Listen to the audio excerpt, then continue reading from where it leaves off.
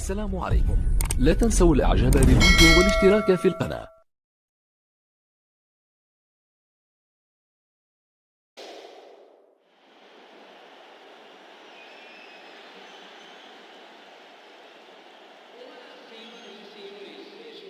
أهلا وسهلا بكم مشاهدينا في كل مكان. اليوم مباراة بالتأكيد ستكون ممتعة لأنها تجمع فريقين يعرفان طريق البطولات وكيف يخوضان هذه النوعية من اللقاءات. رائعة هذه الأجواء هنا في المدرجات، الجماهير تضيف لمسة رائعة على هذا الملعب. شيء جنوني وغير عادي. نتابع تشكيل الفريقين.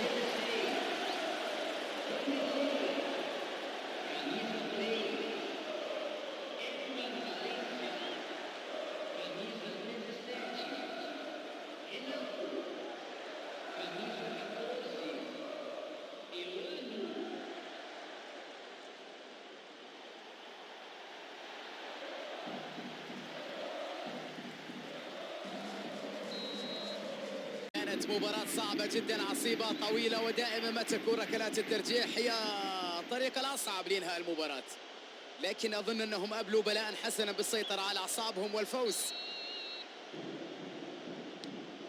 يا إلهي، الكرة تصطدم في العارضة.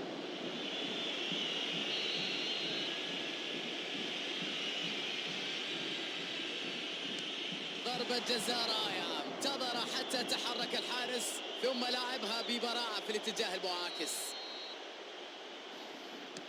يا سلام، نجح في تسجيلها ويتنفس زملاء السعداء.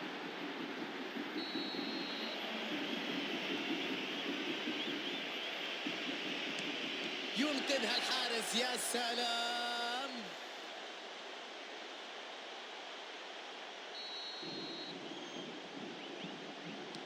يلعبها مباشرة في منتصف المرمى.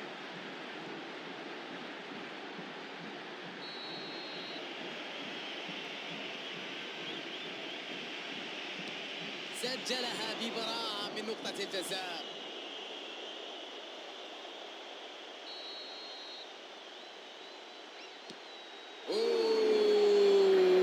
تصدي جميل، تصرف بارع في الوقوف في طريق الكرة.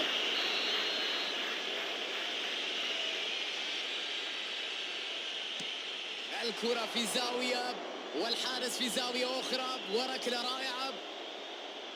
هذه معركة خاصة بينه وبين حارس المرمى من نقطة الجزاء. من يتفوق؟ تركيز رائع من حارس.